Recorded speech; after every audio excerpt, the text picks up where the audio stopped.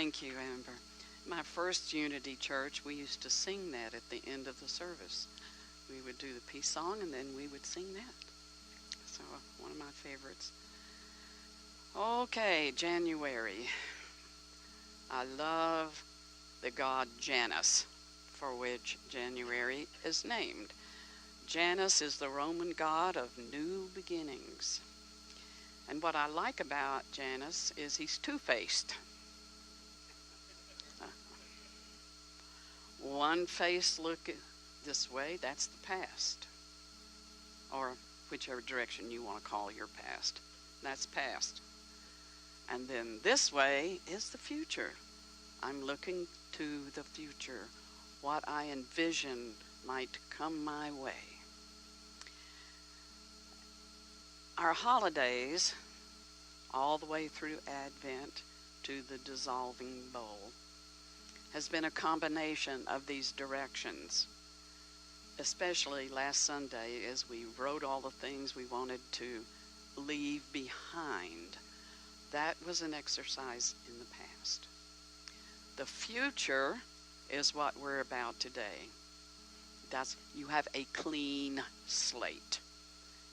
So whatever you want to put on that slate is up to you.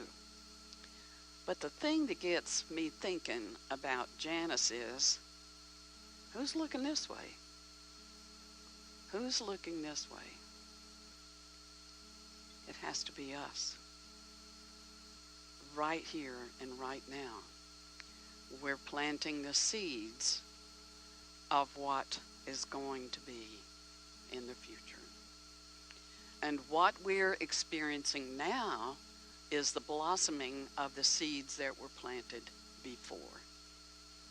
We are always creating with our thoughts. So I'd like to ask you throughout what I'm saying, what is it that you would like to put on your clean slate for 2026? There's nothing behind you that can stop you from going forward. Nothing. What needs to go forward in your life? What needs to come alive? So when I was trying out the colored pencils, I wrote, experiment, experiment, experiment, just to see which of those colored pencils would show up on black slate. So I was. Then I thought, experiment's a pretty good word in and of itself, What are you going to experiment with this year? A new hobby? A new way of being? Traveling? What is it? How about just getting up a little bit earlier or going to bed a little bit earlier? That's a really good intention. So let's talk about intention. Lynn McTaggart, some of you follow her, is big on setting an intention, and she's a quantum physics person, which is why I love reading her teachings. So I've got the book, The Intention Experiment, where she has hundreds of people who are her followers, have the same intention at the same time, and then scientifically measuring the results. We know, and it's been shown, that our thoughts impact the quantum field. And what is the quantum field? It's the field of infinite possibilities. What we think matters. So I thought I'd save my update about my sister as a demonstration of what is going on. As some of you know, she's been in intensive care 3 weeks now.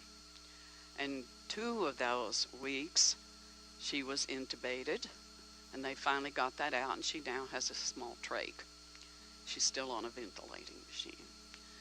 The issue now is not whether she can breathe on her own, but as many of you have experienced and know, she has hospital dementia, psychosis.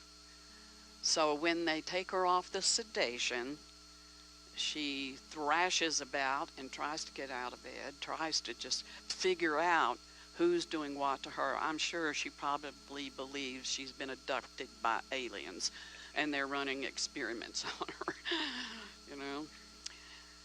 So I was quite worried when I witnessed this thrashing about. Her blood pressure goes up, she hyperventilates, she can't get oxygen, and I worry that she could have a stroke. And so do her caregivers. So Thursday when I went to see her, there were 3 or 4 people in the room trying to calm her down. So I just sat on the couch and watched what they did, trying to pray in the positive. So I went home. I had a friend with me. I went home and calmed myself down. And I started reading Lynn McTaggart's book to give me some idea of what I could share with you today that would be meaningful. And this is a sentence I had underlined. And it said this: when you are entrained, let's say you are a subparticle and I'm a subparticle, and we've been subparticles together. And once we've been subparticles together, we're together. So there's nothing you can do that I don't know about on some level.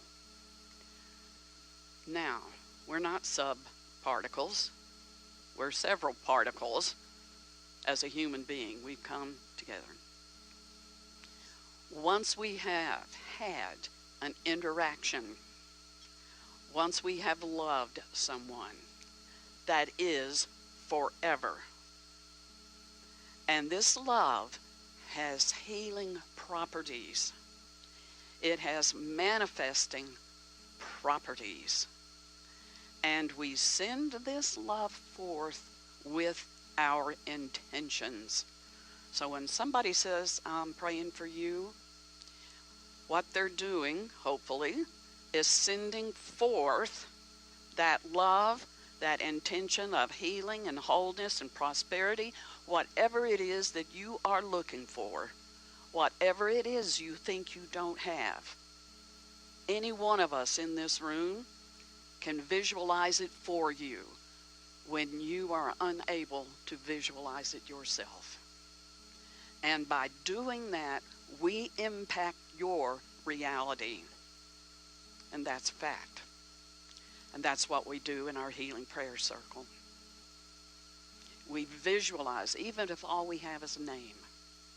We know we are all made of energy. We can all visualize the energy of anybody, anywhere.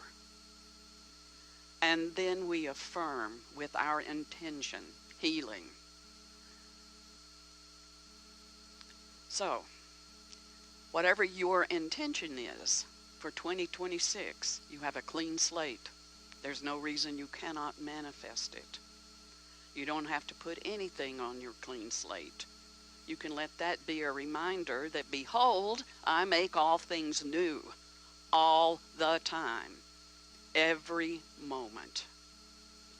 We are not linear beings. We think we are. It helps us get around in the world, but sometimes it doesn't, because my mind will go over here when I meant to go to Walmart. I'll find myself halfway to church. Intention.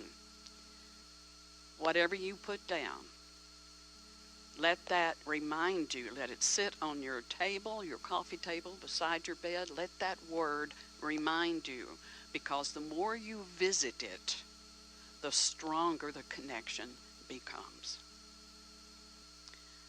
So, I want to read one of my favorite passages in the Bible. I think it is beautiful.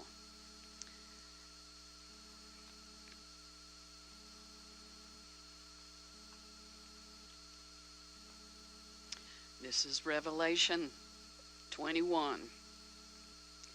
And I saw a new heaven and a new earth, for the first heaven and the first earth had passed away.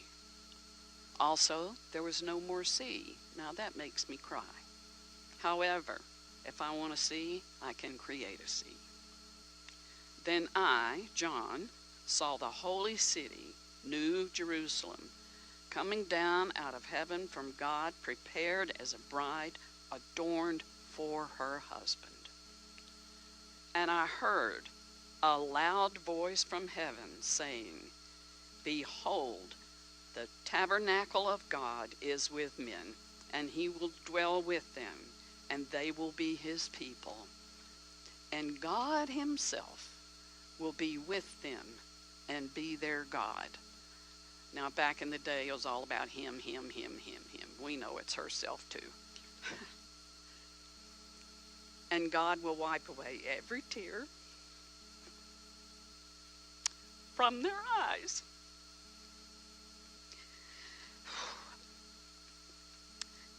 There shall be no more death, nor sorrow, nor crying, and there shall be no more pain, for the former things have passed away. All right. Thursday was a rough day. Yesterday, a good day. Yesterday was a good day for her. And I know you have your people you're praying for too. And you have lost people. And you have been through this. We all have. My intention is to connect with her in prayer. And this is what I started doing. I sat on my back patio using Lynn McTaggart's work. And I calmed myself down. And I said, Linda, I'm connecting with you.